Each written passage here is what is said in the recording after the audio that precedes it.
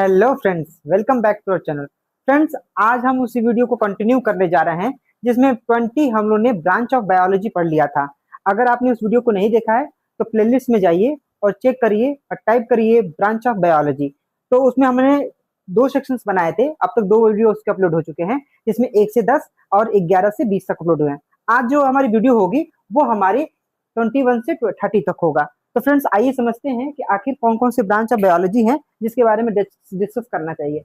पहला हमारा जो है इथोलॉजी है। इथोलॉजी का मतलब होता है study of animal behaviour. Actually में हम जितने भी बायोलॉजिस्ट होते हैं इसके बारे में खास नॉलेज होनी चाहिए कि कब बिहेवियर इंसेक्ट का, बर्ड का, एनिमल्स का कब कब बिहेवियर बदलता रहता है। इसका बहुत इंपॉर्टेंट रोल प्ले करता है।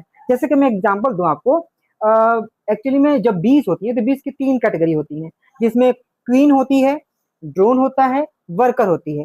अब इसमें क्या होता है कि इन तीनों का बिहेवियर अलग तरीके का होता है। जैसे क्वीन अगर लंबी फ्लाई करती है, एकदम ऊपर टॉप पर जाती है, और उस फ्लाई की वजह से ड्रोन जो होता है, जो मेल के पास जो सबसे ज्यादा मैक्सिमम फर्टिलिटी रेट होता है, वो उसके टॉप पे जाता है और वो फर्टिलाइजेशन के लिए उसके साथ मेटिंग करता है।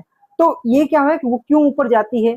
हनी बी जो होती है, जो उसकी रानी होती है, वो सबसे बड़ी होती है और सेंटर में होती है। जहां जाती है उसके सब लोग पीछे जाते हैं। वर्कर का काम क्या है? वो हनी बी को प्रोटेक्ट करने का काम करती है, नेक्टर को कलेक्ट करने का काम करती है, और भी बहुत सारी चीजें करती है। तो ये सब चीजें हम लोगों ने कैसे पता किया? इस ब्रांच ऑफ बायोलॉजी यानी इथोलॉजी के जरिए हम लोगों ने जाना। चलिए आइए समझते हैं। सेकंड वाला क्या है? इंटियोलॉजी। इंटियोलॉजी हम बोलते हैं study of a life cycles of pathogens.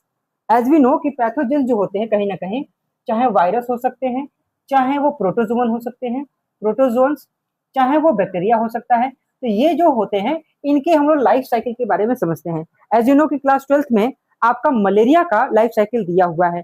तो मलेरिया के लाइफ साइकिल में हम लोग जो प्रोटोजोन की यानी प्लाज्मोडियम की जो कंडीशन पढ़ते हैं वो कहीं ना कहीं आपको हेल्प करता है कि कैसे मलेरिया की साइकिल चलती है। तो ड्यू टू दिस कि हाँ भाई, इसी के जरिए हम लोग को पढ़ना होता है। इंटियोलॉजी के जरिए हम इन माइक्रो ऑर्गेनिज्म के बारे में, लाइफ साइकिल के बारे में जानते हैं। नेक्स्ट आता है इंटिमोलॉजी। इंटिमोलॉजी वो ब्रांच ऑफ साइंस है जो कहीं ना कहीं हम लोग इंसेक्ट के बारे में स्टडी करते हैं। एक्चुअली में इसकी स्टडी इसलिए क्यों की जाती है क्योंकि हमको पता है कि फ्लावर्स पॉलिनेशन में पार्टिसिपेट करते हैं। तो कौन सा इंसेक्ट कब आएगा, कब कैसे किस तरीके से पॉलिनेशन को परफॉर्म करेगा, इसको जानने के लिए हमको क्या करना होगा? इंटिमोलॉजी हम लोग को पढ़ना होगा। एक होता है जिसे हम बोलते हैं एक्सोबायोलॉजी। नेक्स्ट है एक्सोबायोलॉजी, जिसमें हम स्टडी करते हैं उन सारे पॉसिबिलिटी को जिसमें लाइफ जो है स्पेस में कैसे रह जा सकती है। एज यू नो कि हमारा जो साइंस बहुत तेजी से डेवलप कर रहा है, हमारे इंडिया में बहुत सारे ऐसे एस्ट्रोनॉट्स हैं जो कहीं ना कहीं चांद पर पहुंचे हैं, स्पेस में पहुंचे हैं और बहुत सारी चीजों को परफॉर्म किए हैं। हम अलग अलग प्लेनेट के बारे में इंफॉर्मेशन कलेक्ट कर पा रहे हैं। तो कैसे कलेक्ट कर पाएंगे? इसे हम लोग बोलते हैं एक्सोबायोलॉजी। जैसा भी लग रहा है हमारे स्पेस से हटकर दूसरे स्पेस में चला जाएगा और स्पेस के बारे में, लाइफ साइकिल के बारे में स्टडी की जाती है, तो उसे एक्सोबायोलॉजी कहते हैं। आइए नेक्स्ट समझते हैं। जैसे फ्लोरिकल्चर, नाम से ही पता चल रहा है फ्लावर के बारे में स्टडी की जा रही है, कल्टीवेशन की जा रही है कि फ्लावर कितने कितने तरीके के कैटेगराइज की जा सकती हैं, फ्लावर कितने तरीके के होते हैं, फ्लावर कैसे डेवलप होते हैं, फ्लावर किन किन इंसेक्ट के द्वारा पॉलिनेट किया जा सकता है। इन सारी चीजों की स्टडी हम लोग फ्लोरिकल्चर के अंदर करते हैं। एक है लास्ट हम लोग का फोरेंसिक साइंस। फोरेंसिक साइंस जो होता है वो डील करता है उन सभी साइंस के एप्लीकेशंस को, जो आइडेंटिफाई करता है कि कौन कौन से डिफरेंट डिफरेंट फैक्ट हो सकते हैं।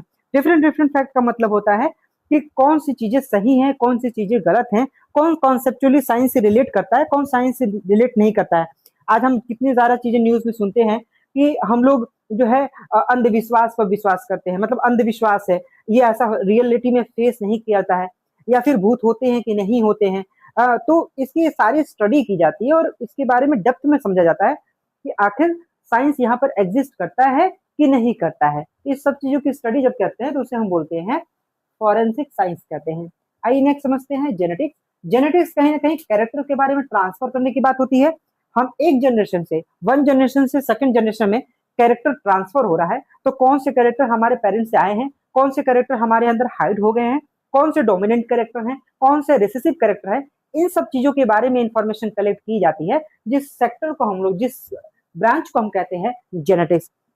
एज यू नो कि हम लोग इस जो फादर ऑफ जेनेटिक्स हैं वो से हम लोग ग्रेगर जॉन मेंडल को मानते हैं, जिन्होंने सबसे पहली बार जेनेटिक्स के बारे में बहुत अच्छी तरह से एलोबरेट किया है, जिन्होंने 3 डिफरेंट लॉ भी दिए थे, law of dominance, law of segregation और लॉ ऑफ इंडिपेंडेंट असॉर्टमेंट। तो फ्रेंड्स आपको ये जेनेटिक्स वाला टॉपिक आपको याद रखना है। नेक्स्ट हमारा 28 रहेगा गायनेकोलॉजिस्ट। नाम से पता चल रहा है, हम सभी जानते हैं कि फीमेल रिप्रोडक्टिव सिस्टम के बारे में जो भी कोई स्टडी करता है, जो भी डॉक्टर होते हैं जो फीमेल रिप्रोडक्टिव सिस्टम से डील करते हैं, चाहे वो एसटीडी बीमारी से हो, चाहे पार्चुरेशन से बेस्ड हो, चाहे वो गैस्ट्रेशन पीरियड से हो, यानी 9 मंथ्स की ग्रोथ के लिए पीरियड कंडीशन हो, या फिर कहीं सेक्सुअल ट्रांसमिटेड डिसीज के बारे में हो, या फिर कोई कोई ऐसा इन्फेक्शन के बारे में हो, तो इन सब चीजों के बारे में जो स्टडी करते हैं, जो फीमेल रिप्रोडक्टिव सिस्टम के लिए वो एक एलिजिबल और एक्सपीरियंस्ड और उनके पास सर्टिफाइड होता है, वो डॉक्टर क्या कहलाते हैं, वो जिस चीज की स्टडी करते हैं उसे हम लोग बोलते हैं गायनेकोलॉजिस्ट।